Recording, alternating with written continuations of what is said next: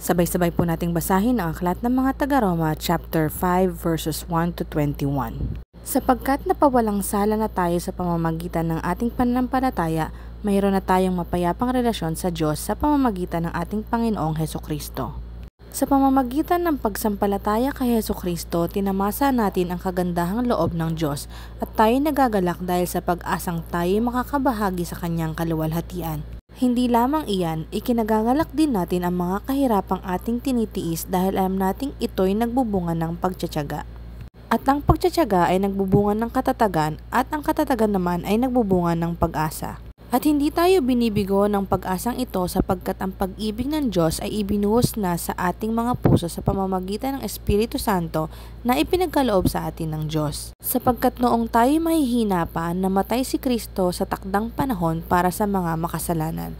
Mahirap mangyaring ialay ni naman ang kanyang buhay alang-alang sa isang taong matuwid kahit na maaaring may mga has na gumawa nito alang-alang sa isang taong mabuti.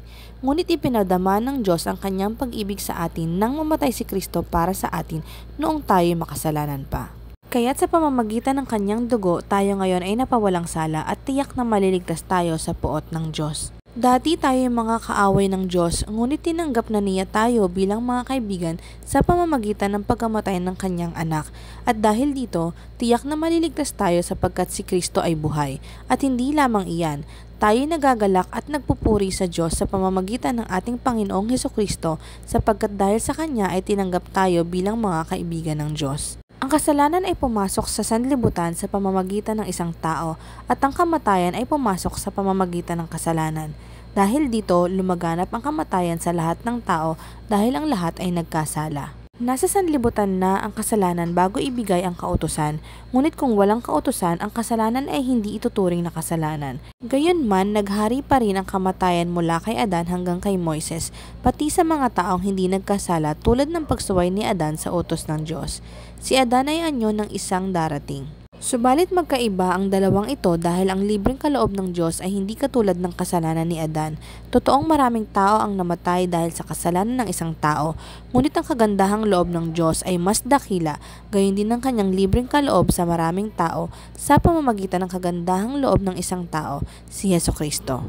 Ang kaloob na ito ay higit na di hamak kaysa sa ibinunga ng pagsuway ni Adan, sapagkat hatol na kaparusahan ang idinulot matapos na magawa ang isang pagsuway. Subalit kaloob na nagpapawalang sala naman ang idinulot matapos magawa ang maraming pagsuway.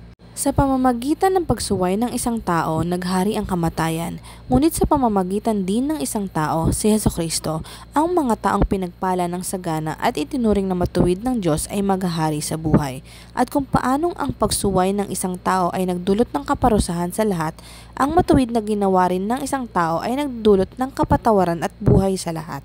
Sapagkat kung ang lahat ay naging makasalanan dahil sa pagsuway ng isang tao, ang lahat ay mapapawalang sala dahil sa pagsunod ng isa ring tao.